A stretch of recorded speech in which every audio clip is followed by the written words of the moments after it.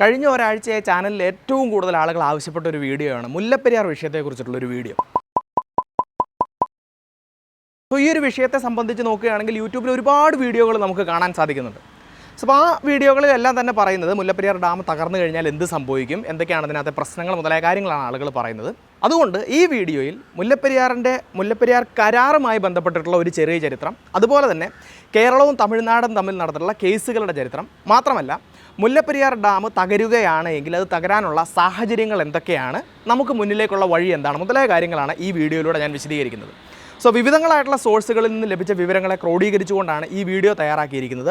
ഈ വീഡിയോ കാണുന്ന എല്ലാവരോടും വീഡിയോ ആദ്യം മുതൽ അവസാനം വരെ കാണുന്നതിന് വേണ്ടി അഭ്യർത്ഥിക്കുകയാണ്. കാരണം ഇടയിൽ വെച്ച് നിങ്ങൾ നിർത്തിക്കഴിഞ്ഞാൽ ചിലപ്പോൾ ചില തെറ്റിദ്ധാരണകളൊക്കെ ഉണ്ടാവാനുള്ള സാധ്യതയുണ്ട്. നിങ്ങൾക്ക് ഈ ചാനലിലെ വീഡിയോസും ഇഷ്ടമാവുന്നുണ്ടെങ്കിൽ ചാനൽ സബ്സ്ക്രൈബ് ചെയ്യുകയും ബെല്ലൈക്കൺ എനേബിൾ ചെയ്യുകയും ചെയ്യുക. My name is Alex. What I do is explain. Welcome to അലക്സ്പ്ലെയിൻ.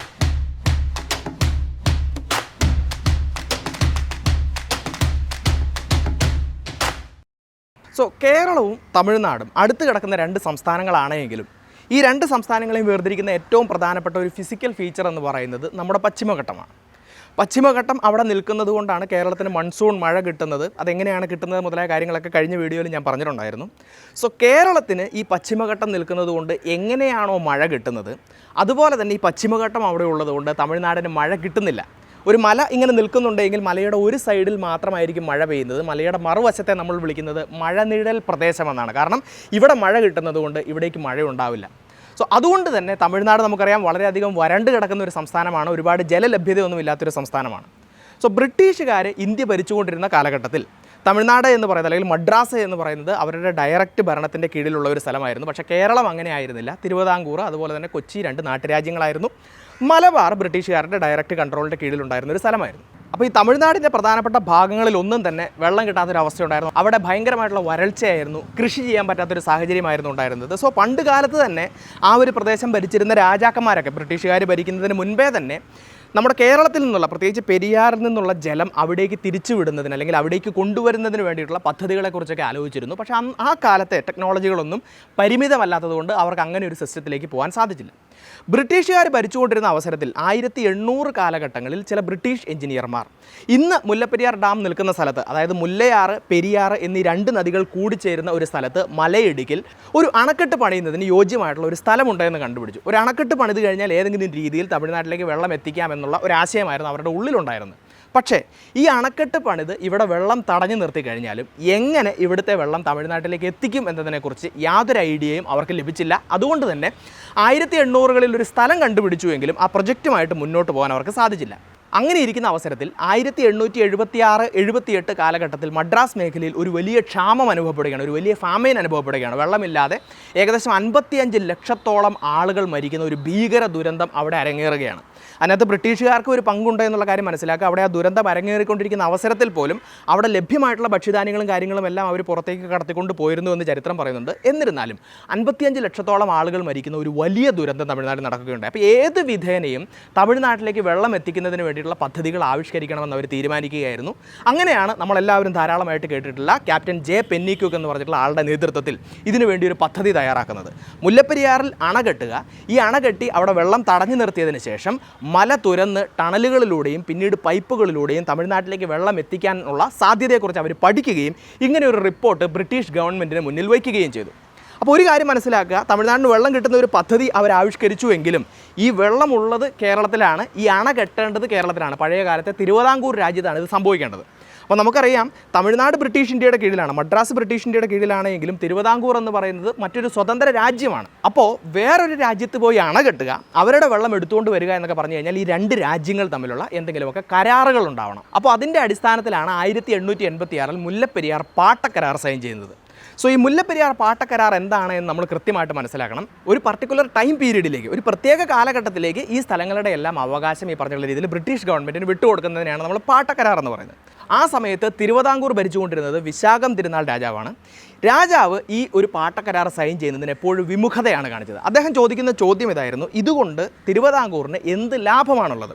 ഇവിടെ ഒരു അണ കെട്ടി ഇവിടുത്തെ വെള്ളം തമിഴ്നാടിന് കൊടുക്കുന്നത് കൊണ്ട് തിരുവിതാംകൂറിന് എന്ത് ലാഭമാണുള്ളത്? സോ ബ്രിട്ടീഷ് ഗവൺമെൻറ് അദ്ദേഹത്തെ എപ്പോഴും ഫോഴ്സ് ചെയ്യുകയായിരുന്നു എന്ന് ചരിത്ര രേഖകൾ പറയുന്നുണ്ട്. അദ്ദേഹത്തിന് ഈ ഒരു എഗ്രിമെൻറ്റിൽ സൈൻ ചെയ്യാൻ താല്പര്യമില്ലായിരുന്നു. ബ്രിട്ടീഷ് ഗവൺമെൻറ് നയപരമായിട്ടുള്ള ഒരുപാട് കാര്യങ്ങൾ മുന്നോട്ട് വെച്ച് ഒടുവിൽ ഏകദേശം 20 വർഷത്തോളം രാജാവിനെ ഫോഴ്സ് ചെയ്തതിൻ്റെ ഭാഗമായിട്ടാണ് അദ്ദേഹം ഈ കരാർ സൈൻ ചെയ്തത് എന്ന് ചരിത്ര രേഖകൾ പറയുന്നുണ്ട്. നിങ്ങളെല്ലാവരും ഒരുപക്ഷെ കേട്ടിട്ടുണ്ടായിരിക്കും, ഈ മുല്ലപ്പെരിയാർ പാട്ടക്കരാർ സൈൻ ചെയ്യാൻ നേരത്തെ വിശാഖം തിരുനാൾ രാജാവ് പറഞ്ഞത്, ഞാനിത് ഒപ്പുവെക്കുന്നത് എൻ്റെ ഹൃദയരക്തം കൊണ്ടാണ് എന്ന് അദ്ദേഹം പറഞ്ഞിട്ടുണ്ട് എന്നാണ് ചരിത്ര രേഖകൾ പറയുന്നത്. പക്ഷേ അതിലേക്ക് പോകുന്നതിന് മുമ്പ് നമ്മൾ ഒരു കാര്യം മനസ്സിലാക്കണം. എന്ത് ലാഭമാണ് തിരുവിതാംകൂറിന് ഈ ഒരു ഡാം പണിയുന്നത് കൊണ്ട് ലഭിക്കുന്നത് എന്ന് അദ്ദേഹം ചോദിച്ചപ്പോൾ ബ്രിട്ടീഷുകാർ ആദ്യം മുന്നോട്ട് വെച്ച ഐഡിയ എന്ന് പറയുന്നത് ഒരു 50-50 ഷെയറിംഗ് ആണ്. അതായത് ഈ ഡാം പണിത് ഇതിലെ ജലം തമിഴ്നാട്ടിലേക്ക് എത്തുന്നതിൻ്റെ ഭാഗമായിട്ട് അവർക്ക് എന്തെല്ലാം ലാഭം കിട്ടുന്നുണ്ടോ ആ ലാഭത്തിൻ്റെ 50% തിരുവിതാംകൂറിന് കൊടുക്കാമെന്നുള്ള ഒരു ധാരണ ആദ്യ കാലഘട്ടങ്ങളിൽ ഉണ്ടായിരുന്നു. ഇങ്ങനെയൊരു ധാരണയെക്കുറിച്ച് കൂടുതൽ ആളുകളൊന്നും കേട്ടിട്ടില്ല. ചില ചരിത്ര പുസ്തകങ്ങളിലും അതുപോലെ അത് പഠിച്ചിട്ടുള്ള ആളുകളുടെ പ്രബന്ധങ്ങളിൽ നിന്നുമാണ് ഈ ഒരു വിവരം ലഭിച്ചത്. പക്ഷേ നമ്മുടെ ഒറിജിനൽ കരാറിൽ ഈ 50-50 ഷെയറിങ്ങിനെ കുറിച്ച് യാതൊരു സ്ഥലത്തും പറയുന്നില്ല എന്നുള്ള കാര്യം മനസ്സിലാക്കാം. അതിൻ്റെ കാരണമായി പറയുന്നത്, തിരുവിതാംകൂറിനെ റെപ്രസെൻറ്റ് ചെയ്തുകൊണ്ട് ഈ എഗ്രിമെൻറ്റിൽ സൈൻ ചെയ്തിരിക്കുന്നത് അന്ന് തിരുവിതാംകൂറിൻ്റെ മരാമത്ത് സെക്രട്ടറി ആയിരുന്ന വി രാമ അയ്യങ്കാർ എന്ന് പറഞ്ഞിട്ടുള്ള ഒരാളാണ്. ഈ വി രാമ അയ്യങ്കാർ എന്ന് പറയുന്ന ഒരു തമിഴ് ബ്രാഹ്മണനായിരുന്നു. പഴയ തിരുവിതാംകൂറിൻ്റെ ചരിത്രമൊക്കെ എടുത്ത് നോക്കുകയാണെങ്കിൽ ഇവിടുത്തെ പ്രധാനപ്പെട്ട ഉദ്യോഗസ്ഥന്മാരൊക്കെ ഈ തരത്തിലുള്ള തമിഴ് ബ്രാഹ്മണന്മാരായിരുന്നു എന്ന് നമുക്ക് കാണാം. അപ്പോൾ അദ്ദേഹത്തിൻ്റെ ജന്മനാടായിട്ടുള്ള തമിഴ്നാടിനോടൊരു പ്രത്യേക മമതയുണ്ടായിരുന്നുവെന്നും അപ്പോൾ ഇദ്ദേഹം ആരും അറിയാതെ ഈ 50-50 എന്ന് പറഞ്ഞിട്ടുള്ള എഗ്രിമെൻറ്റ് എടുത്തു കളയുകയും അതുപോലെ തന്നെ ഏക്കറിന് 5 രൂപ എന്നുള്ള രീതിയിൽ ഒരു പുതിയ പ്രൊവിഷൻ ഈ പാട്ടക്കരാറിൽ ആഡ് ചെയ്യുകയും ചെയ്തു എന്ന് ചില ചരിത്ര രേഖകളിൽ പറയുന്നുണ്ട്. സോ ഇത് കേൾക്കുമ്പോൾ തന്നെ നമുക്കൊരു കാര്യം മനസ്സിലാവും, ഈ കരാർ ഉണ്ടാക്കിയ സമയത്ത് തന്നെ ചില ചതികളും ചില തിരിമറികളും അവിടെ നടന്നിട്ടുണ്ടായിരുന്നു. ഇതുകൊണ്ടാണ് നിങ്ങൾ കേട്ടിട്ടുണ്ടാവും പലരും പറയുന്നത്, ബ്രിട്ടീഷ് ഇന്ത്യയും നാട്ടുരാജ്യങ്ങളുമായി പണ്ടുണ്ടാക്കിയ കരാറുകളൊക്കെ 99 വർഷത്തേക്കായിരുന്നു. പക്ഷേ മുല്ലപ്പെരിയാർ കരാർ മാത്രം അത്ഭുതകരമായി 999 വർഷത്തേക്കാണ് അവർ സൈൻ ചെയ്തത് എന്ന് പറയുമ്പോൾ അവിടെയും ഈ തരത്തിലുള്ള ചില തിരുത്തലുകളോ ചതികളോ നടന്നിട്ടുണ്ടാവാമെന്ന് പലരും മുന്നോട്ട് വെക്കുന്ന സംശയത്തിന് കഴമ്പുണ്ട് എന്നുള്ള കാര്യം മനസ്സിലാക്കുക. സോ അങ്ങനെയാണ് മുല്ലപ്പെരിയാർ പാട്ടക്കരാർ 1886 ഒപ്പുവെക്കപ്പെടുന്നത്. മദ്രാസിലെ 2 ജില്ലകൾ, സ്വാതന്ത്ര്യത്തിന് മുമ്പ് 2 ജില്ലകളായിരുന്നു, ഇപ്പോൾ 5 ജില്ലകളാണ്. ഈ 5 ജില്ലകളിലേക്ക് ഇറിഗേഷൻ, ജലസേചനത്തിന് ആവശ്യമായിട്ടുള്ള ജലം മുല്ലപ്പെരിയാറിൽ നിന്ന് എടുത്തുകൊള്ളുക എന്ന് പറഞ്ഞിട്ടാണ് ഈ പാട്ടക്കരാർ സൈൻ ചെയ്തത്. പക്ഷേ ഈ പാട്ടക്കരാർ വായിക്കുകയാണെങ്കിൽ ബ്രിട്ടീഷുകാരുടെ ചില കുൽസിതമായിട്ടുള്ള പ്രവർത്തനങ്ങളും അതിനകത്തുണ്ടായിരുന്നു എന്ന് നമുക്ക് കാണാം. ലോകത്ത് നമ്മൾ എവിടെ നോക്കിയാലും ഇതുപോലെ നദികളിലെ ജലങ്ങൾ പങ്കുവെക്കുന്ന രീതിയിലുള്ള ഒരുപാട് കരാറുകളുണ്ട്.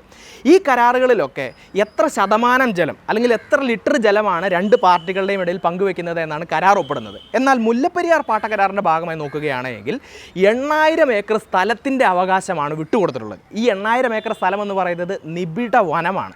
ഈ വനത്തിലൊക്കെ ധാരാളം എക്കണോമിക് വാല്യൂ ഉള്ള തടി, ടിമ്പർ പോലെയുള്ള സംഭവങ്ങളുണ്ട്. അതുപോലെ തന്നെ ആ ജലപ്രദേശങ്ങളിൽ ഒരുപാട് മീൻ പിടിക്കാൻ പറ്റും, ഒരുപാട് ധാതുക്കൾ അവിടെ അവൈലബിൾ ആണ്. അപ്പോൾ ഇങ്ങനെയൊക്കെ നോക്കുകയാണെങ്കിൽ ഒരുപാട് ഉപകാരപ്രദമായിട്ടുള്ള ഒരു സ്ഥലമാണ് ഈ മുല്ലപ്പെരിയാർ ഡാമിൻ്റെ വൃഷ്ടിപ്രദേശത്തുള്ള 8000 ഏക്കർ എന്ന് പറയുന്നത്. ഈ സ്ഥലത്തിൻ്റെ മുഴുവൻ അവകാശം ബ്രിട്ടീഷുകാർക്ക് കൊടുക്കുകയാണ് ഈ പാട്ടക്കരാറിലൂടെ ചെയ്തത്. അതുകൊണ്ട് തന്നെ അവർക്ക് ഒരുപാട് ലാഭം ഉണ്ടാകുന്നുണ്ട്. അപ്പോൾ ഞാൻ നേരത്തെ പറഞ്ഞു, തിരുവിതാംകൂർ എന്ന് പറയുന്നത് ബ്രിട്ടീഷുകാർ നേരിട്ട് ഭരിക്കുന്ന അല്ലെങ്കിൽ അവരുടെ നേരിട്ടുള്ള കൺട്രോളിൻ്റെ കീഴിലുള്ള സ്ഥലമൊന്നുമല്ല. അതുകൊണ്ട് തന്നെ തിരുവിതാംകൂറിലെ ജലമോ തിരുവിതാംകൂറിലെ മരങ്ങളോ തിരുവിതാംകൂറിലെ ധാതുക്കളോ ഒന്നും അവർക്ക് എടുത്തുകൊണ്ട് പോകാൻ പറ്റില്ല. പക്ഷേ ഈ കരാറിലൂടെ അതിനെല്ലാമുള്ള അവകാശം അവർക്ക് ലഭിച്ചു എന്ന് നമുക്ക് മനസ്സിലാക്കാം. സോ അതുകൊണ്ട് തന്നെ തമിഴ്നാട്ടിലെ ജലത്തിൻ്റെ ആവശ്യത്തിന് വേണ്ടി മാത്രമല്ല, ബ്രിട്ടീഷുകാരുടേതായിട്ടുള്ള കുറേയധികം ആവശ്യങ്ങൾ മുന്നോട്ട് കൊണ്ടുപോകുന്നതിന് വേണ്ടിയിട്ടും ഈ ഒരു കരാർ ഉപകാരപ്പെട്ടിട്ടുണ്ട് എന്നുള്ള കാര്യം നിങ്ങൾ തീർച്ചയായിട്ടും മനസ്സിലാക്കണം.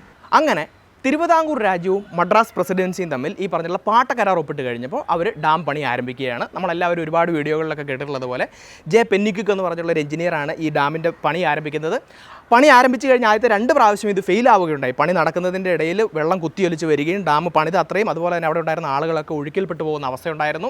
അതിൻ്റെ ഭാഗമായിട്ട് ബ്രിട്ടീഷ് ഗവൺമെൻറ് പറഞ്ഞു, ഇനി ഈ പണി മുന്നോട്ട് കൊണ്ടുപോകേണ്ട ആവശ്യമില്ല, നിർത്തിവെക്കാൻ വേണ്ടി പറഞ്ഞു. പക്ഷേ പെന്നിക്വിക്ക് അദ്ദേഹത്തിൻ്റെ നിശ്ചയദാർഢ്യത്തിൻ്റെ ഭാഗമായിട്ട് അദ്ദേഹത്തിൻ്റെ ഇംഗ്ലണ്ടിലുള്ള സ്വത്തുക്കൾ വരെ വിറ്റിട്ട് അദ്ദേഹം മുൻകൈ എടുത്തുകൊണ്ട് ഈ ഡാമിൻ്റെ പണി പൂർത്തിയാക്കിയതായിട്ട് ചരിത്രത്തിൽ പറയുന്നുണ്ട്. അങ്ങനെ ഈ ഡാമിൻ്റെ പണി പൂർത്തിയാക്കാൻ സാധിക്കുകയും മുല്ലപ്പെരിയാറിലെ ജലം കൃത്യമായി തമിഴ്നാട്ടിലെ പ്രദേശങ്ങൾ, വൈഗ നദി പോലെയുള്ള സ്ഥലങ്ങളിലേക്കും വൈഗ ഡാമിലേക്കൊക്കെ എത്തിക്കാൻ സാധിച്ചതിൻ്റെ ഭാഗമായിട്ട് തമിഴ്നാടിനുണ്ടായ ലാഭം എന്ന് പറയുന്നത് വിവരിക്കാൻ പറ്റാത്ത ലാഭമാണ്. കാരണം അവർക്ക് ജീവജലമായി ഈ ജലം മാറുകയായിരുന്നു. അവർ കൃഷി ചെയ്യാൻ പറ്റുന്നു, ആളുകൾക്ക് വെള്ളം കുടിക്കാൻ പറ്റുന്നു, ഒരുപാട് മറ്റ് സൗകര്യങ്ങളും കാര്യങ്ങളൊക്കെ ഉണ്ടായി വരുന്നത് നമുക്കിതിൻ്റെ ഭാഗമായിട്ട് കാണാൻ കഴിയും. ഇതുകൊണ്ടാണ് പെന്നിക്കുക്ക് ദൈവതുല്യനായിട്ടുള്ളൊരു മനുഷ്യനാണ് തമിഴ്നാട്ടുകാർ ഇപ്പോഴും അദ്ദേഹത്തെ കാണുന്നത്. അദ്ദേഹത്തിൻ്റെ പ്രതിമകളും അദ്ദേഹത്തിൻ്റെ ഫോട്ടോയും എല്ലാം തമിഴ്നാട്ടിലെ വീടുകളിൽ നമുക്ക് കാണാം. അതുപോലെ തന്നെ അദ്ദേഹം ഒരു ഇംഗ്ലീഷ് പൗരനാണ്. അദ്ദേഹത്തെക്കുറിച്ച് നമ്മൾ ഇംഗ്ലണ്ടിൽ പോയി അന്വേഷിച്ചാൽ ഒരാൾക്ക് പോലും ചിലപ്പോൾ അദ്ദേഹത്തെക്കുറിച്ച് അറിവുണ്ടാവില്ല. എന്നാൽ അദ്ദേഹത്തെക്കുറിച്ച് ഈ കൊച്ചു തമിഴ്നാട്ടിൽ വന്ന് അന്വേഷിച്ച് കഴിഞ്ഞാൽ എല്ലാ ആളുകൾക്കും തന്നെ ഒരു പരിധിവരെ ജെ പെന്നിക്കുക്കിനെ അറിയാവുന്നതിൻ്റെ കാരണമെന്ന് പറയുന്നത് അവരുടെ ജീവൻ നിലനിർത്തുന്നതിന് ഒരു വലിയ സഹായം ചെയ്ത ആളായതുകൊണ്ട് തന്നെയാണ്. ഇനി മുല്ലപ്പെരിയാർ ഡാമിൻ്റെ പണി കഴിഞ്ഞ് നമുക്ക് മുല്ലപ്പെരിയാർ ഡാം എങ്ങനെയുള്ള ഒരു ഡാമാണെന്ന് നോക്കാം. അതൊരു മേസൻട്രി ഡാമാണ്. മേസൻട്രി ഡാം എന്ന് പറഞ്ഞു കഴിഞ്ഞാൽ കല്ലുകൊണ്ട് പണിതെടുത്ത ഒരു ഡാമാണ്, കൽക്കെട്ടുകൾ കൊണ്ട് പണിതെടുത്ത ഒരു ഡാം. കൽക്കെട്ട് എന്ന് പറഞ്ഞു കഴിഞ്ഞാൽ നമുക്ക് നമ്മുടെ നാട്ടിൽ കൽക്കെട്ടുകൾ കൊണ്ടുള്ള ഒരുപാട് സ്ട്രക്ചറുകൾ കാണാം. സോ കല്ല് വെക്കുന്നു, കല്ലിൻ്റെ ഇടയിൽ ചാന്ത് വെക്കുന്നു. ആ ചാന്തിന് പകരമായിട്ട് ഉപയോഗിച്ചതാണ് സുർക്കി എന്നുള്ള പറഞ്ഞിട്ടുള്ള ഒരു മിശ്രിതം. അതെന്താണെന്നൊക്കെ നിങ്ങൾ കേട്ടിട്ടുണ്ടാവും. സോ ഈ സുർക്കി മിശ്രിതം ഉപയോഗിച്ചുകൊണ്ട് കല്ലുകൾ കൊണ്ട് കെട്ടിയെടുത്ത ഒരു ഡാമാണ്. അതുകൊണ്ടാണ് നമ്മൾ മേസൻട്രി ഡാം എന്ന് പറയുന്നത്. ഇനി മുല്ലപ്പെരിയാർ ഡാമിൻ്റെ ഷേപ്പ് നോക്കുകയാണെങ്കിൽ ഒരു സൈഡ് സ്ട്രെയിറ്റ് ആയിട്ടാണ്. ഈ വെള്ളം കിടക്കുന്ന സൈഡിനോട് അടുത്ത് വരുന്ന സൈഡ് എന്ന് പറയുന്നത് വളരെ സ്ട്രെയിറ്റ് ആയിട്ടാണ് ഇരിക്കുന്നത്. മറ്റേ സൈഡ് ഏകദേശം ഇങ്ങനെ ഒരു സ്ലോപ്പിലാണ് ഇരിക്കുന്നത്. കാരണം നമ്മൾ വെള്ളത്തെ ഇങ്ങനെ കെട്ടി നിർത്തി കഴിയുമ്പോൾ വെള്ളത്തിൻ്റെ താഴെ ഭാഗത്ത് ഭയങ്കരമായിട്ടുള്ള മർദ്ദം ഉണ്ടാവുകയും മുകൾ ഭാഗത്ത് കുറച്ച് ചെറിയ മർദ്ദം മാത്രമാണ് ഉണ്ടാകുന്നത്. സോ ഈ താഴെ ഭാഗത്തുള്ള മർദ്ദത്തെ താങ്ങി നിർത്തുന്നതിന് വേണ്ടിയിട്ടാണ് ഈ ഡാമിൻ്റെ അടിഭാഗത്തിന് നീളം കൂട്ടി പണിതിരിക്കുകയും മുകൾ ഭാഗത്ത് നീളം കുറച്ച് പണിതിരിക്കുകയും ചെയ്യുന്നത് നമുക്ക് കാണാം. ഇനി മുല്ലപ്പെരിയാർ ഡാം എന്ന് പറയുന്ന ഒരു ഗ്രാവിറ്റി ഡാമാണ്. ഗ്രാവിറ്റി ഡാം എന്ന് പറഞ്ഞു കഴിഞ്ഞാൽ നമ്മളിപ്പോൾ എന്ത് സ്ട്രക്ചറുകൾ പണിയുന്നുണ്ടെങ്കിലും പൈലിംഗ് ഒക്കെ നടത്തി പില്ലറൊക്കെ വാർത്തതിന് ശേഷമാണ് നമ്മുടെ കെട്ടിടങ്ങളോ മറ്റ് സ്ട്രക്ചറുകളോ ഒക്കെ പണിയുന്നത്. പക്ഷേ ഗ്രാവിറ്റി ഡാമിൻ്റെ പ്രത്യേകത എന്ന് പറയുന്നത് ഇത് പണിയുന്നത് അങ്ങനെയല്ല, സ്വന്തം വെയിറ്റിൻ്റെ അടിസ്ഥാനത്തിലാണ് അതവിടെ നിലനിൽക്കുന്നത്. അതായത് ആ ഡാമിൻ്റെ മുകളിൽ ഭൂമിയുടെ ഗുരുത്വാകർഷണ ബലം അനുഭവപ്പെടുന്നുണ്ട്. അതുകൊണ്ട് തന്നെ അതിനൊരു വെയിറ്റ് ഉണ്ട്. ആ സ്വന്തം വെയിറ്റിൻ്റെ പുറത്താണ് ഡാം അവിടെ നിൽക്കുകയും ഈ വെള്ളത്തെ തടഞ്ഞു നിർത്തുകയും ചെയ്യുന്നത്. ഇത്തരത്തിലുള്ള ഡാമുകളെയാണ് നമ്മൾ ഗ്രാവിറ്റി ഡാമുകൾ എന്ന് വിളിക്കുന്നത്. ഇനി ആ ഒരു കാലഘട്ടത്തിൽ ലോകത്ത് പണിയപ്പെട്ടിട്ടുള്ള ഏറ്റവും വലിയ ഡാമായിരുന്നു മുല്ലപ്പെരിയാർ ഡാം എന്ന് പറയുന്നത്. ആ ഒരു കാലഘട്ടത്തിൽ ലോകത്തിലെ ഏറ്റവും വലിയ ഡാം നിലനിന്നിരുന്നത് നമ്മുടെ തിരുവിതാംകൂറിലായിരുന്നു എന്നുള്ളത് മനസ്സിലാക്കുക. അതുപോലെ തന്നെ ഒരു നദിയുടെ ഒഴുക്കിനെ തടസ്സപ്പെടുത്തി അതിൻ്റെ ഒഴുക്കിൻ്റെ വിപരീത ദിശയിലേക്ക് ആ നദിയുടെ വെള്ളത്തെ തിരിച്ചുവിടുന്ന ഒരു പ്രൊജക്റ്റൊക്കെ ആ കാലത്ത് ലോകത്ത് ആദ്യമായിട്ടായിരുന്നു. അതുകൊണ്ട് തന്നെ മുല്ലപ്പെരിയാർ ഡാമിനെ ആ കാലഘട്ടത്തിൽ ഒരു എഞ്ചിനീയറിംഗ് വിസ്മയം എന്നാണ് എല്ലാവരും വിശേഷിപ്പിച്ചിരുന്നത്. സോ ആ കാലഘട്ടത്തിൽ ഒരു അത്ഭുതം തന്നെയായിരുന്നു മുല്ലപ്പെരിയാർ ഡാം എന്നുള്ള കാര്യം മനസ്സിലാക്കുക. ഏകദേശം 170ഓളം അടിയായിരുന്നു ഡാമിൻ്റെ മുഴുവൻ ഉയരം എന്ന് പറയുന്നത്. അതിൽ ഏകദേശം 152ഓളം അടിയാണ് അതിനകത്ത് വാട്ടർ ലെവലായിട്ട് മെയിൻറ്റെയിൻ ചെയ്തിരുന്നത്. ഇതായിരുന്നു ആദ്യകാലത്തെ മുല്ലപ്പെരിയാർ ഡാം. ഇത് നേരത്തെ പറഞ്ഞിട്ടുള്ള പാട്ടക്കരാറിൻ്റെ വ്യവസ്ഥകൾ അനുസരിച്ച് നല്ല രീതിയിൽ മുന്നോട്ട് പോവുകയും ചെയ്തു. അങ്ങനെ പോയിക്കൊണ്ടിരുന്ന അവസരത്തിൽ 1932 ഈ ഡാമിലെ ജലം ഉപയോഗിച്ചുകൊണ്ട് മദ്രാസ് ഗവൺമെൻറ് പവർ ജനറേഷൻ ആരംഭിക്കുന്നുണ്ട്. അവർ വൈദ്യുതി ഉൽപ്പാദിപ്പിക്കാൻ വേണ്ടി ആരംഭിക്കുന്നുണ്ട്.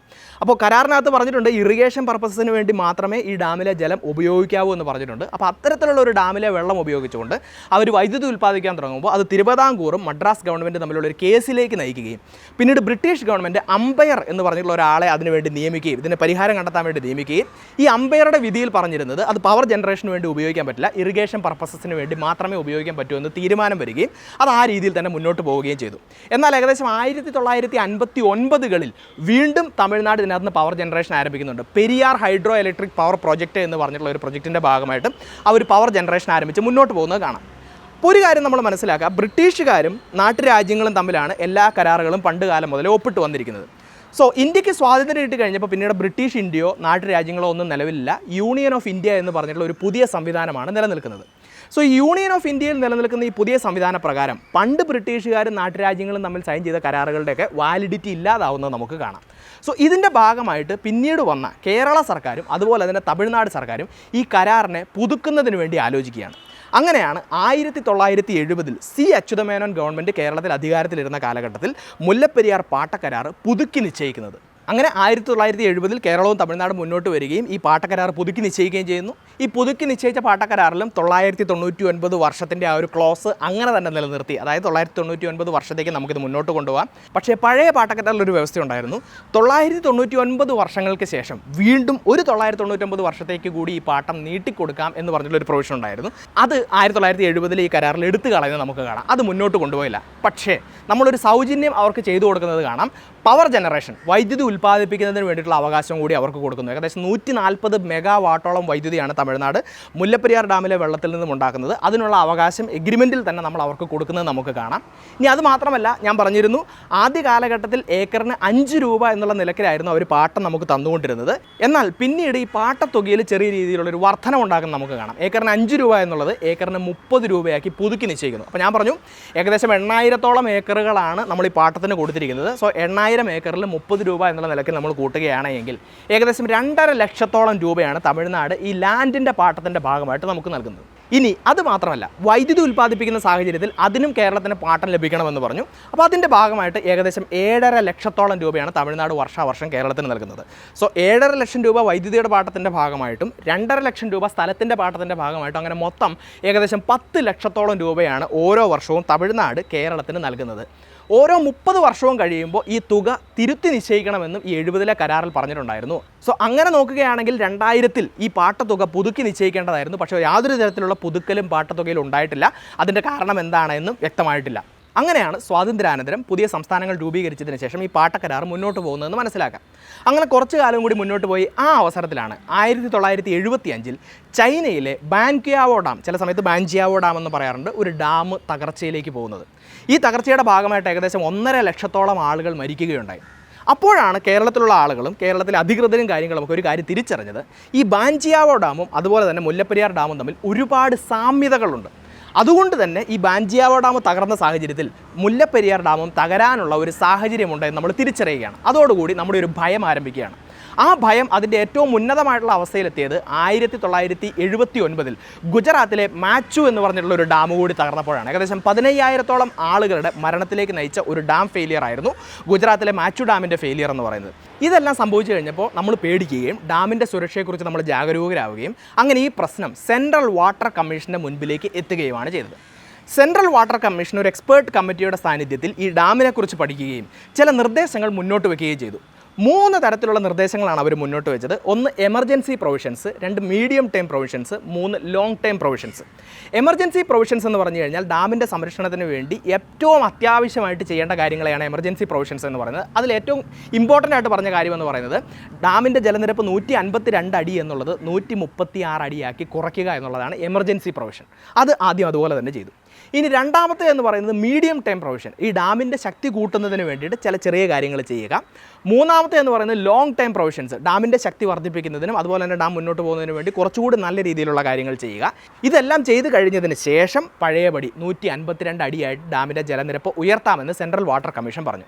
അപ്പോൾ അതിൻ്റെ ഭാഗമായിട്ട് 1979-ൽ ഡാമിലെ ജലനിരപ്പ് ഈ പറഞ്ഞിട്ടുള്ള രീതിയിൽ 136 അടിയാക്കി താഴ്ത്തുകയുണ്ടായി. അതിനുശേഷം ഏകദേശം 1984 കാലഘട്ടത്തിൽ ഡാമിൽ കോൺക്രീറ്റ് വർക്കുകളും കാര്യങ്ങളൊക്കെ ആരംഭിച്ചു.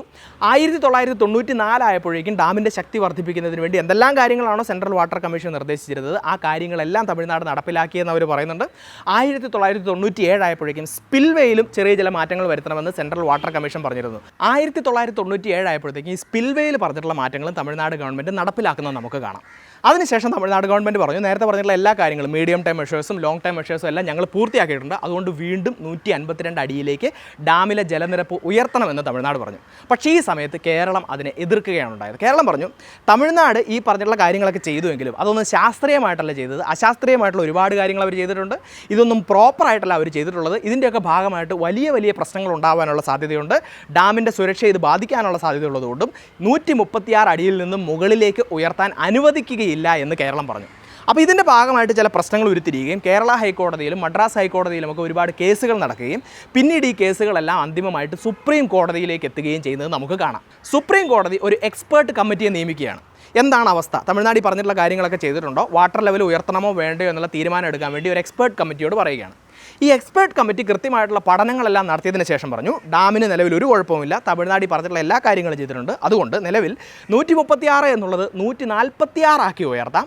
അതിനുശേഷം ഒരിക്കൽ കൂടി പരിശോധനകളും കാര്യങ്ങളും എല്ലാം നടത്തി തമിഴ്നാട് കുറച്ചുകൂടി സ്ട്രെങ്തനിങ് ആക്ടിവിറ്റീസ് എല്ലാം ചെയ്തതിന് ശേഷം പഴയപടി 152 ആയിട്ട് ഉയർത്തുന്നതിന് യാതൊരു കുഴപ്പമില്ല എന്ന് എക്സ്പേർട്ട് കമ്മിറ്റി പറഞ്ഞു. അത് പിന്നീട് ഈ തീരുമാനം സുപ്രീം കോടതിയിലെത്തുകയും സുപ്രീം കോടതിയിൽ ഈ കേസ് കുറച്ചു കാലം നടക്കുകയും 2006-ൽ സുപ്രീം കോടതി ഈ കേസിൻ്റെ അന്തിമ വിധി പുറപ്പെടുവിക്കുകയും ചെയ്തു. 146 അടിയായിട്ട് ഡാമിൻ്റെ ജലനിരപ്പ് ഉയർത്തുന്നതുകൊണ്ട് കുഴപ്പമില്ല. അപ്പോൾ ഈ സമയത്ത് ഈ വിധിയെ മറികടക്കുന്നതിന് വേണ്ടി കേരള ഗവൺമെൻറ് ഒരു നിയമത്തെ അമെൻഡ് ചെയ്യുകയാണ്. Kerala irrigation and water conservation act of 2003 എന്ന് പറഞ്ഞിട്ടുള്ള ഒരു പഴയ നിയമം ഉണ്ടായിരുന്നു. 2006-ൽ കേരള സർക്കാർ ഈ നിയമത്തെ ചേഞ്ച് ചെയ്യുന്നു, അല്ലെങ്കിൽ ഈ നിയമത്തെ അമെൻഡ് ചെയ്തിട്ട് അതിനകത്തൊരു കാര്യം പറഞ്ഞു, കേരളത്തിലെ എൻഡേഞ്ചേർഡ് ആയിട്ടുള്ള ഡാമുകൾ, അപകട ഭീഷണിയുള്ള ഡാമുകൾ എന്ന് പറഞ്ഞിട്ടുള്ള ഒരു ലിസ്റ്റ് ഉണ്ടാക്കി ആ ലിസ്റ്റിലേക്ക് മുല്ലപ്പെരിയാർ ഡാമിനെ ആഡ് ചെയ്തു. സോ മുല്ലപ്പെരിയാർ ഡാം അപകട ഭീഷണിയുള്ള, തകർച്ചാ ഭീഷണിയുള്ള ഒരു ഡാം ആയതുകൊണ്ട് യാതൊരു കാരണവശാലും 136 അടിയുടെ മുകളിലേക്ക് മുല്ലപ്പെരിയാർ ഡാമിൻ്റെ ജലനിരപ്പ് ഉയർത്താൻ പാടില്ല എന്നൊരു നിയമം കൊണ്ടുവന്നു. സോ ഈ നിയമം കൊണ്ടുവന്നു കഴിഞ്ഞപ്പോൾ വീണ്ടും മുല്ലപ്പെരിയാർ ഡാമിൻ്റെ ജലനിരപ്പ് മുകളിലേക്ക് ഉയർത്താൻ പറ്റാത്തൊരവസ്ഥ വരികയും തമിഴ്നാട് വീണ്ടും ഇതിനെ ചലഞ്ച് ചെയ്തുകൊണ്ട് സുപ്രീം കോടതിയിൽ അടുത്ത കേസ് ഫയൽ ചെയ്യുകയും ചെയ്തു. ഇനി സുപ്രീം കോടതിയിൽ ഈ കേസ് നടന്നുകൊണ്ടിരിക്കുന്ന സമയത്ത് തന്നെ കേരള ഗവൺമെൻറ്റിൻ്റെ നിർദ്ദേശപ്രകാരം IIT റൂർക്കി മുല്ലപ്പെരിയാർ അണക്കെട്ടിൻ്റെ ഈ പറഞ്ഞിട്ടുള്ള സ്ട്രെങ്ത്തിനെ കുറിച്ചൊരു പഠനം നടത്തുകയും അവരൊരു റിപ്പോർട്ട് സമർപ്പിക്കുകയും ചെയ്തു. ഈ റിപ്പോർട്ടിൽ വ്യക്തമായി പറഞ്ഞിട്ടുണ്ട്, റിക്ടർ സ്കെയിലിൽ 6 മേലേക്കുള്ള ഒരു ഭൂചലനം നടന്നു കഴിഞ്ഞാൽ മുല്ലപ്പെരിയാർ ഡാം തകരാനുള്ള സാധ്യതയുണ്ട്. അതുകൊണ്ട് മുല്ലപ്പെരിയാർ ഡാം ഒരു സേഫ് ഡാം അല്ല എന്നുള്ള റിപ്പോർട്ട് അവർ മുന്നോട്ട് വെച്ചു. ഇതിൻ്റെ ഭാഗമായിട്ട് കേരള ഗവൺമെൻറ് ഒരു പുതിയ ഡാം പണിയുന്നതിന് വേണ്ടിയിട്ടുള്ള പദ്ധതികൾ ആരംഭിച്ചു. ഒരു പുതിയ ഡാം പണിയുന്നതിന് വേണ്ടിയിട്ടുള്ള സർവേ നടപടികളും കാര്യങ്ങളൊക്കെ ആരംഭിക്കുകയും ഈ സർവേ നടപടികളുമായി മുന്നോട്ട് പോകുന്നതിന് വേണ്ടി കേന്ദ്ര വനം പരിസ്ഥിതി മന്ത്രാലയത്തിൻ്റെ കയ്യിൽ നിന്ന് ഒരു ക്ലിയറൻസ് ഇവർ വാങ്ങുകയും ചെയ്തു. അപ്പോൾ ഇതോടുകൂടി തമിഴ്നാട് പരിഭ്രാന്തരാവുകയും അവർ സുപ്രീം കോടതിയിൽ അവരുടെ കേസുമായിട്ട് വളരെ നല്ല രീതിയിൽ മുന്നോട്ട് പോവുകയും ചെയ്തു. ഇതിൻ്റെ ഭാഗമായിട്ട് സുപ്രീം കോടതി 2010 ഒരു ഹൈ ലെവൽ എംപവേർഡ് വർക്കിംഗ് കമ്മിറ്റിയെ നിയമിക്കുകയാണ്.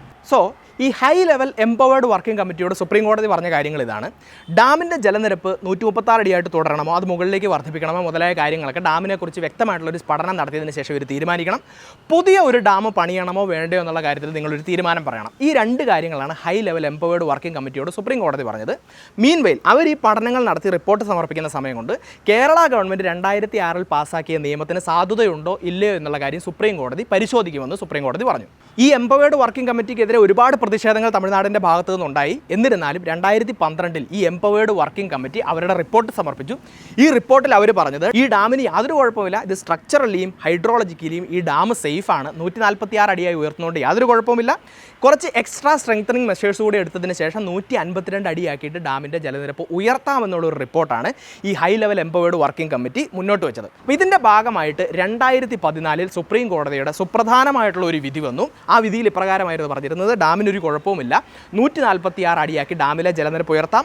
അതുമാത്രമല്ല 2006 കേരള ഗവൺമെൻറ് പാസ്സാക്കിയ നിയമം എന്ന് പറയുന്നത് ഭരണഘടനാ വിരുദ്ധമാണ്, അൺകോൺസ്റ്റിറ്റ്യൂഷണലാണ്, അതുകൊണ്ട് ഈ നിയമം നിലനിൽക്കുകയുമില്ല എന്ന് പറഞ്ഞ് കേരളത്തിന് വൻ തിരിച്ചടിയായിട്ടുള്ളൊരു വിധിയാണ് സുപ്രീം കോടതി മുന്നോട്ട് വെച്ചത്. സോ ഈ ഡാം പണിത കാലഘട്ടത്തിൽ ഡാമിൻ്റെ ജലനിരപ്പ് എന്ന് പറയുന്നത് 152 അടിയായിരുന്നു. 1979 അത് 136 അടിയാക്കി കുറച്ചു. അതിനുശേഷം 2014 വീണ്ടും സുപ്രീം കോടതിയുടെ നിർദ്ദേശപ്രകാരം അത് 142 അടിയാക്കി ഉയർത്തുന്നത് നമുക്ക് കാണാൻ സാധിക്കും. അതിനുശേഷം ഒരുപാട് കേസുകൾ പല പല കോടതികളിലായിട്ട് നടക്കുന്നുണ്ട്, സുപ്രീം കോടതിയിലൊക്കെ ആയിട്ട് വരുന്നുണ്ട്. അതിലൊക്കെ ചെറിയ ചെറിയ ചില തീരുമാനങ്ങൾ, അന്തിമമായിട്ടുള്ള വലിയ തീരുമാനങ്ങളിലേക്കൊന്നും സുപ്രീം കോടതി പോയിട്ടില്ല. ഈ പറഞ്ഞിട്ടുള്ള രീതിയിൽ ഒരു ഇവാക്യുവേഷൻ ടണൽ പണിയണമെന്ന് തമിഴ്നാടിനോട് പറയുന്നു. അതുപോലെ തന്നെ ഒരു സേഫ്റ്റി വാൾ പണിയും, ഒരു സേഫ്റ്റി ഭിത്തി പണിയണമെന്ന് കേരള ഗവൺമെൻറ്റിനോട് പറയുന്നു. ഇങ്ങനെയുള്ള ചില നിർദ്ദേശങ്ങളാണ് മുന്നോട്ട് വരുന്നത് എന്ന് നമുക്ക് കാണാം. അപ്പോൾ നിലവിലെ സാഹചര്യത്തിൽ മുല്ലപ്പെരിയാർ അണക്കെട്ടിലെ ജലനിരപ്പ് നിർത്തേണ്ടത് 142 അടിയിലാണ് എന്ന് മനസ്സിലാക്കാം. അപ്പോൾ ഇതെല്ലാം കാലാകാലങ്ങളായി വന്നുകൊണ്ടിരിക്കുന്ന വാർത്തകളാണ്. നമ്മളിങ്ങനെ ഒരു മഴ പെയ്യുമ്പോഴോ അല്ലെങ്കിൽ ഇങ്ങനെ ഒരു വിവാദം ഉണ്ടാകുമ്പോഴോ മാത്രമാണ് ഇത്തരം വാർത്തകളെക്കുറിച്ച് നമ്മൾ ശ്രദ്ധിക്കുന്നത്. കാരണം നമുക്കിപ്പോൾ പത്രം വായിക്കാനോ അങ്ങനെയുള്ള സമയമൊന്നും ഇല്ലാത്തത് കൊണ്ടാണ്. അപ്പോൾ ഒരു കാര്യം നിങ്ങൾ മനസ്സിലാക്കുക, ഒരുപാട് ആപ്പുകളൊക്കെ നമുക്ക് അവൈലബിൾ ആണ്, ഇംഗ്ലീഷിലും ഹിന്ദിയിലും ഒക്കെ ഡെയിലി ന്യൂസുകളെ ഇങ്ങനെ ഷോർട്ടായിട്ട് അല്ലെങ്കിൽ കോംപ്രിഹെൻഡ് ചെയ്ത് നമ്മുടെ മുമ്പിൽ അവതരിപ്പിക്കുന്ന ഒരുപാട് ആപ്പുകൾ അവൈലബിൾ ആണ്. പക്ഷേ മലയാളത്തിൽ അങ്ങനെ ഒരു ആപ്പിൻ്റെ അസാന്നിധ്യം ഉണ്ടായിരുന്നു. എന്നാൽ ഇൻഫർമേഷൻ മലയാളം അല്ലെങ്കിൽ ഇൻഫോം എന്ന് പറഞ്ഞിട്ടുള്ള ഒരു ആപ്പ് ഇപ്പോൾ ഗൂഗിൾ പ്ലേ സ്റ്റോറിൽ അവൈലബിൾ ആണ്. നിങ്ങളുടെ ചുറ്റുപാടും ഓരോ ദിവസവും നടക്കുന്ന ഇമ്പോർട്ടൻ്റ് ആയിട്ടുള്ള വാർത്തകൾ, ഗോസിപ്പുകളോ അല്ലെങ്കിൽ അങ്ങനെയുള്ള കാര്യങ്ങളൊക്കെ മാറ്റി നിർത്തിയിട്ട് നമ്മൾ അറിഞ്ഞിരിക്കേണ്ട ഇമ്പോർട്ടൻ്റ് ആയിട്ടുള്ള കുറച്ച് വാർത്തകൾ മാത്രം നിങ്ങളുടെ മുൻപിലേക്ക് കോംപ്രിഹെൻഡ് ആയിട്ട് എത്തിക്കുന്ന ഒരു ആപ്പാണ് ഇൻഫോം അല്ലെങ്കിൽ ഇൻഫർമേഷൻ മലയാളം എന്ന് പറഞ്ഞിട്ടുള്ള ആപ്പ്. മറ്റ് ആപ്പുകളെ പോലെ നിങ്ങളിതിൽ രജിസ്റ്റർ ചെയ്യുകയോ നിങ്ങളുടെ ഡേറ്റ ഷെയർ ചെയ്യുകയോ ഒന്നും ചെയ്യേണ്ട, പ്രൈവസിയൊക്കെ മെയിൻറ്റെയിൻ ചെയ്യുന്നതിന് വേണ്ടി ഒരുപാട് ഇനീഷ്യേറ്റീവ് എടുത്തിട്ടുള്ള ഒരു ആപ്പാണ്. സോ മലയാളത്തിൽ നിന്നും ഇങ്ങനെ ഒരു സ്റ്റാർട്ടപ്പ്, ഇങ്ങനെ ഒരു ഇനീഷ്യേറ്റീവ് മുന്നോട്ട് വന്നതിനെ നമ്മളെല്ലാവരും അഭിനന്ദിക്കണം. സോ ഈ ആപ്പ് ഡൗൺലോഡ് ചെയ്യുന്നതിന് വേണ്ടിയിട്ടുള്ള ലിങ്കും കാര്യങ്ങളും ഞാൻ കമൻറ്റ് ബോക്സിലും അതുപോലെ തന്നെ ഡിസ്ക്രിപ്ഷനിലും കൊടുത്തിട്ടുണ്ട്. നിങ്ങളെല്ലാവരും ഈ ആപ്പ് ഡൗൺലോഡ് ചെയ്ത് നമ്മുടെ ചുറ്റുപാട് നടക്കുന്ന കാര്യങ്ങൾ കുറഞ്ഞ സമയം കൊണ്ട് തന്നെ മനസ്സിലാക്കി അതിൻ്റെ ആ ഒരു പ്രയോജനം ഉപയോഗപ്പെടുത്തണം എന്ന് ഞാൻ അഭ്യർത്ഥിക്കുകയാണ്. നമുക്ക് വേണ്ടി ഇന്ന് ഈ വീഡിയോ സ്പോൺസർ ചെയ്തിരിക്കുന്നതും ഇൻഫോം ആപ്പാണ് എന്നുള്ള കാര്യം സൂചിപ്പിച്ചു കൊള്ളട്ടെ. സോ മുല്ലപ്പെരിയാർ ഡാമിൻ്റെ പ്രധാനപ്പെട്ട ഒരു ചരിത്രം മുഴുവൻ പറഞ്ഞു തരാൻ സാധിച്ചിട്ടുണ്ടെന്ന് ഞാൻ വിചാരിക്കുന്നു. ഇനിയാണ് ഏറ്റവും പ്രധാനപ്പെട്ട ചോദ്യം, മുല്ലപ്പെരിയാർ ഡാം തകരുമോ ഇല്ലയോ? അതിന് ലോകത്തിലെ പ്രധാനപ്പെട്ട ഡാമുകൾ തകരുന്നത് എന്ത് കാരണങ്ങൾ കൊണ്ടാണ്, ആ കാരണങ്ങൾ ഇവിടെ ആപ്ലിക്കബിൾ ആണോ എന്ന് നമ്മൾ അറിയുകയാണ് ചെയ്യേണ്ടത്. ഏറ്റവും പ്രധാനപ്പെട്ട ഡാമുകളുടെ തകർച്ചയ്ക്കുള്ള കാരണം എന്ന് പറയുന്നത് പഴയ ടെക്നോളജി ഉപയോഗിച്ച് ഡാമുകൾ പണിയുക, അതുപോലെ തന്നെ പ്രോപ്പറായിട്ട് അത് മെയിൻറ്റെയിൻ ചെയ്യാതിരിക്കുക മുതലായ കാര്യങ്ങളാണ്. ഇപ്പോൾ മുല്ലപ്പെരിയാർ ഡാമിൻ്റെ കാര്യത്തിൽ നോക്കുകയാണെങ്കിൽ 100 വർഷം 120 വർഷം മുമ്പുള്ള ടെക്നോളജി ഉപയോഗിച്ചിട്ടാണ് ഈ ഡാം പണിതിരിക്കുന്നത്. ഔട്ട്ഡേറ്റഡ് ആയിട്ടുള്ള ടെക്നോളജിയാണ്, ശക്തി കുറവാണ്. മാത്രമല്ല മെയിൻ്റനൻസിൻ്റെ കാര്യം നോക്കുകയാണെങ്കിലും തമിഴ്നാട് നടത്തിയിട്ടുള്ള മെയിൻ്റനൻസ് ആക്ടിവിറ്റികൾ പ്രോപ്പർ അല്ല എന്നുള്ള ഒരു വാദം മുന്നോട്ട് നിൽക്കുന്നത് കൊണ്ട് തന്നെ ആ രീതിയിൽ ഡാം തകരുകയാണെങ്കിൽ തകരാനുള്ള സാധ്യതയുണ്ട്. ഇനി രണ്ടാമത് ഡാമുകൾ തകരുന്ന ഒരു പ്രധാനപ്പെട്ട കാരണം എന്ന് പറയുന്നതാണ് എക്സ്ട്രീം ഇൻഫ്ലോ, ഡാമിലേക്ക് ഭയങ്കരമായിട്ട് വെള്ളം വരികയും ഡാമിൻ്റെ കപ്പാസിറ്റിയെ ഓവർകം ചെയ്യുകയും ചെയ്യുന്ന സാഹചര്യത്തിൽ പല ഡാമുകളും ലോകത്ത് തകർന്നിട്ടുണ്ട്. അപ്പോൾ ഇതിവിടെ പോസിബിൾ ആണോ? തീർച്ചയായിട്ടും പോസിബിൾ ആണ്. ഇപ്പോൾ കേരളത്തിൻ്റെ കാര്യം നോക്കുകയാണെങ്കിൽ മുല്ലപ്പെരിയാർ ഡാം നിൽക്കുന്ന ഒരു പ്രദേശം, നമ്മുടെ കേരളത്തിൻ്റെ പല ഭാഗങ്ങളിലും കഴിഞ്ഞ കാലഘട്ടങ്ങളിലായിട്ട് മേഘവിസ്ഫോടനവും വലിയ പ്രളയവും കാര്യങ്ങളൊക്കെ നടന്നുകൊണ്ടിരിക്കുകയാണ്. ഏതൊരവസരത്തിലും അത് മുല്ലപ്പെരിയാർ ഡാമിൻ്റെ വിഷ്ടി പ്രദേശങ്ങളിലും സംഭവിക്കാം എന്നുള്ളൊരു സാഹചര്യം നിലനിൽക്കുന്നതുകൊണ്ട് ആ രീതിയിലും മുല്ലപ്പെരിയാർ ഡാമിന് ഒരു ഭീഷണി ഉണ്ട് എന്നുള്ളത് മനസ്സിലാക്കുക. ഇനി ഡാമുകൾ തകരുന്ന മറ്റൊരു രീതിയാണ് ഒരു ലാൻഡ് സ്ലൈഡ്. അതായത് ഡാമിൻ്റെ വെള്ളം നിലനിൽക്കുന്ന റിസർവോയർ പ്രദേശത്തിൽ ഒരു വലിയ മണ്ണിടിച്ചിൽ സംഭവിക്കുക അല്ലെങ്കിൽ ഉരുൾപൊട്ടൽ സംഭവിക്കുകയാണെങ്കിൽ അത്രയും ഭാരം ഈ ഡാമിലേക്ക് വരുന്നതിൻ്റെ ഭാഗമായിട്ട് ഡാമിന് ഓവർഫ്ലോ സംഭവിക്കുകയും അല്ലെങ്കിൽ എക്സ്ട്രാ പ്രഷർ ഡാമിലേക്ക് വരികയും ഡാമുകൾ തകരുകയും ചെയ്യുന്നത് ലോകത്തിൻ്റെ പല ഭാഗത്തും നടന്നിട്ടുണ്ട്. അപ്പോൾ കേരളത്തിൻ്റെ സാഹചര്യത്തിലും വെസ്റ്റേൺ ഗാട്ട്സ് ആണ്, പശ്ചിമഘട്ടമാണ്, മണ്ണിടിച്ചിൽ നടക്കാൻ സാധ്യതയുള്ള സ്ഥലമായതുകൊണ്ട് ഈ രീതിയിലും ചിലപ്പോൾ ഡാമുകൾ തകരാമെന്ന് ആളുകൾ പറയുന്നുണ്ട്. ഇനി ലോകത്ത് പ്രധാനപ്പെട്ട ഡാമുകളൊക്കെ തകർന്നിട്ടുള്ള മറ്റൊരു പ്രതിഭാസമാണ് എർത്ത്ക്വേക്ക്, ഭൂകമ്പം എന്ന് പറയുന്നത്. ഡാമുകൾ നിൽക്കുന്ന സ്ഥലത്ത് ശക്തമായിട്ടുള്ള ഭൂചലനങ്ങൾ ഉണ്ടായി ഡാമുകൾ തകരും. ഇപ്പോൾ നമ്മൾ IIT റൂർക്കിയുടെ പഠന റിപ്പോർട്ട് തന്നെ നോക്കുകയാണെങ്കിൽ റിക്ടർ സ്കെയിലിൽ 6 അല്ലെങ്കിൽ അതിന് മുകളിലേക്കോ ഉള്ള ഭൂചലനം ഉണ്ടായാൽ മുല്ലപ്പെരിയാർ ഡാം തകരും എന്നാണ് അവർ പറഞ്ഞിരിക്കുന്നത്. പക്ഷേ നമ്മൾ ഇന്ത്യയിലെ സ്ഥലങ്ങളെയെല്ലാം നമ്മൾ എർത്ത്ക്വേക്ക് സോണുകളാക്കി തിരിച്ചിട്ടുണ്ട്. സോൺ 1, 2, 3, 4, 5 എന്ന 5 സോണുകളാക്കി തിരിച്ചിട്ടുണ്ട്. ഇതിൽ സോൺ 1-ലാണെങ്കിൽ ഭൂചലനം നടക്കാനുള്ള സാധ്യത ഏറ്റവും കുറവാണ്.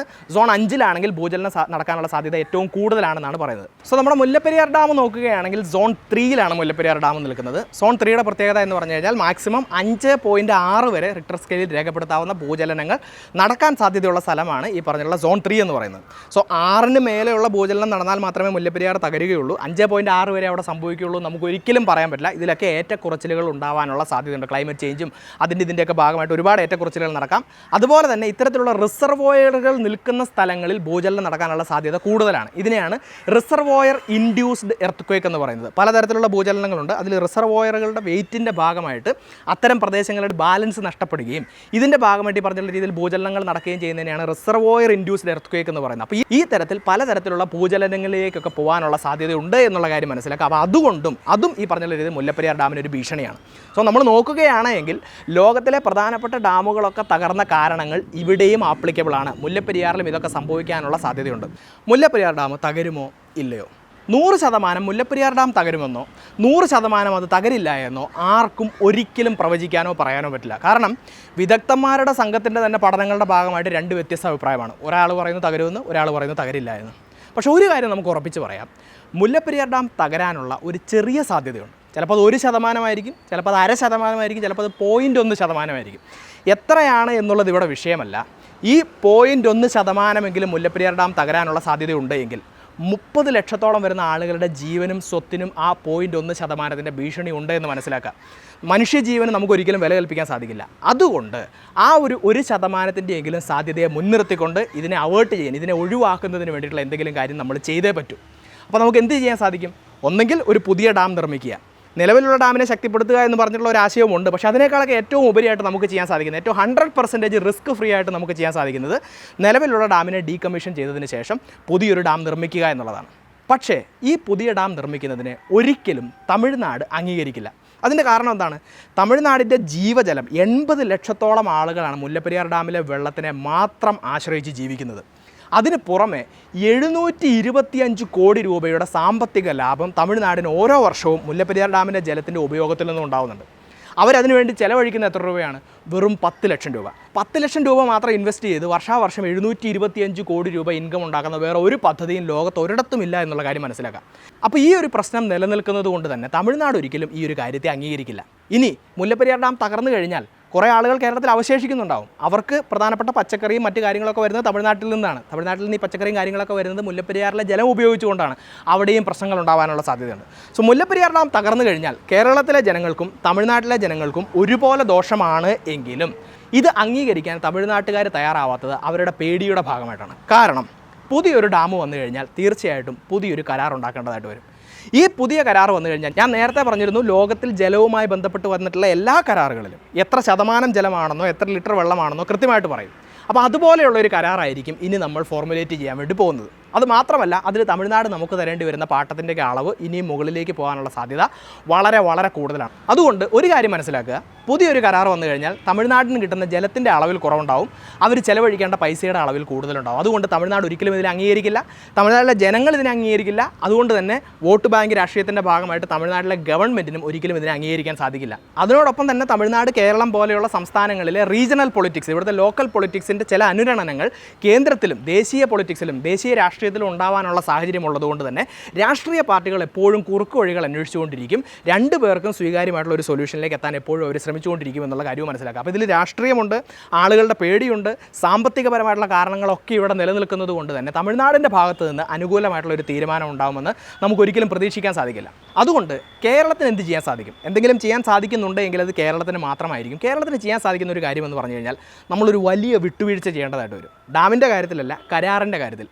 പഴയ കരാർ അതുപോലെ തന്നെ നിലനിർത്താമെന്ന് ഉറപ്പ് കൊടുത്താൽ ഒരു പരിധിവരെ തമിഴ്നാട് ചിലപ്പോൾ അത് അംഗീകരിക്കാനുള്ള സാധ്യതയുണ്ട്. അതായത് 999 വർഷത്തേക്ക് നിങ്ങൾക്ക് ഈ പാട്ട നിലനിർത്തി തരാം, നിങ്ങൾ വെള്ളത്തിൻ്റെ അളവിൽ യാതൊരു തരത്തിലുള്ള വ്യത്യാസവും വരുന്നില്ല, നിങ്ങൾക്ക് ഇപ്പോൾ എടുത്തുകൊണ്ടിരിക്കുന്ന വെള്ളം അത്രയും തന്നെ എടുക്കുന്നതിന് കുഴപ്പമില്ല, ഈ ഭൂമിയുടെ അവകാശം നിങ്ങൾക്ക് തരാം, ഡാമിൻ്റെ അവകാശം നിങ്ങൾക്ക് തരാമെന്നൊക്കെ പറഞ്ഞ് വലിയൊരു വിട്ടുവീഴ്ച, അതായത് നമ്മളിപ്പോൾ ചെയ്ത് കൊടുത്തുകൊണ്ടിരിക്കുന്ന വിട്ടുവീഴ്ച ചെയ്ത് പുതിയൊരു ഡാമിലേക്കോ പുതിയൊരു കരാറിലേക്കോ പോവുകയാണെങ്കിൽ ചിലപ്പോൾ, ഞാൻ പറയുന്നത് 100% എന്നല്ല, ചിലപ്പോൾ തമിഴ്നാട് അംഗീകരിക്കാൻ സാധ്യതയുണ്ട്. സോ നമുക്ക് വലുത് നമ്മുടെ നാട്ടിലെ ആളുകളുടെ ജീവനാണ് എന്നുള്ളത് കൊണ്ട് ഇങ്ങനൊരു വിട്ടുവീഴ്ച ചെയ്യുന്നതുകൊണ്ട് കുഴപ്പമില്ല എന്നുള്ളതാണ് എൻ്റെ അഭിപ്രായം.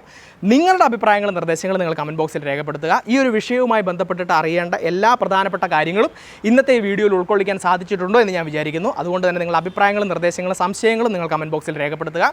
ഈ ഒരു വീഡിയോ മറ്റുള്ള ആളുകളിലേക്ക് എത്തിയാൽ ഉപകാരപ്രദമാവുമെന്ന് നിങ്ങൾ വിചാരിക്കുന്നുണ്ടെങ്കിൽ നിങ്ങൾ ഈ വീഡിയോ ഷെയർ ചെയ്യുക കൂടി ചെയ്യുക. ഇതുപോലെയുള്ള നല്ല നല്ല വീഡിയോസുമായി വീണ്ടും വരുന്നതുവരേക്കും നന്ദി.